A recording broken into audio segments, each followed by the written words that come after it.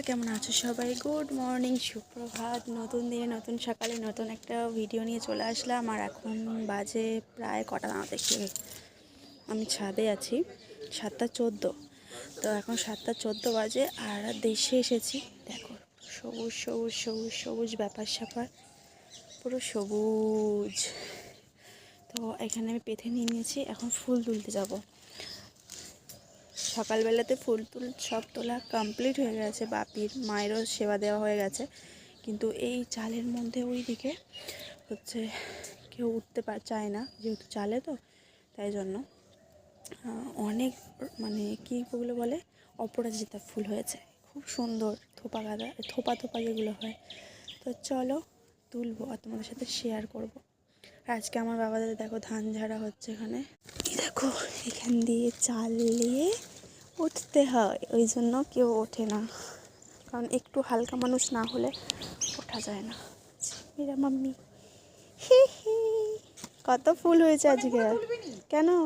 মানে আবার কাল তোলা হবে, যেগুলো বেশি ফুটেছে সেগুলো তুলবো। হ্যাঁ, ওইগুলোই তুলবো। আর যেগুলো কম কম ফোটা সেগুলো আবার ক্লিন করা হবে।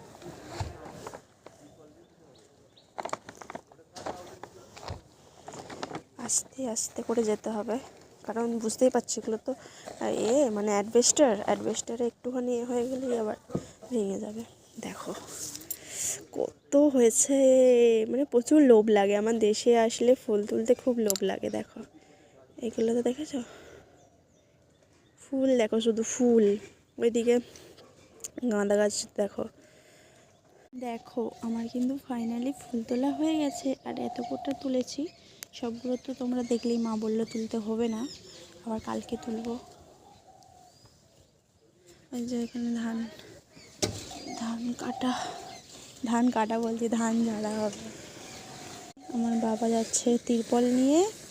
আর ওইখানে দেখো বড়মশাই আছে, মানে মেশিনটা একটু খারাপ হয়ে গিয়েছিলো, বাবা আর বড়মশাই দুজনে মিলে একটুখানি ঠিক করলো। আর এই যে এখানে সবাই ধান ঝাড়বে, যে ধান।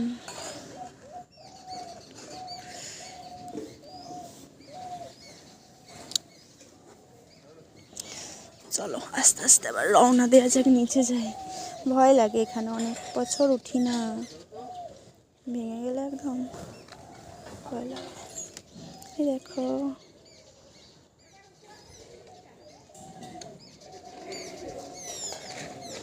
চলো চলে যাই।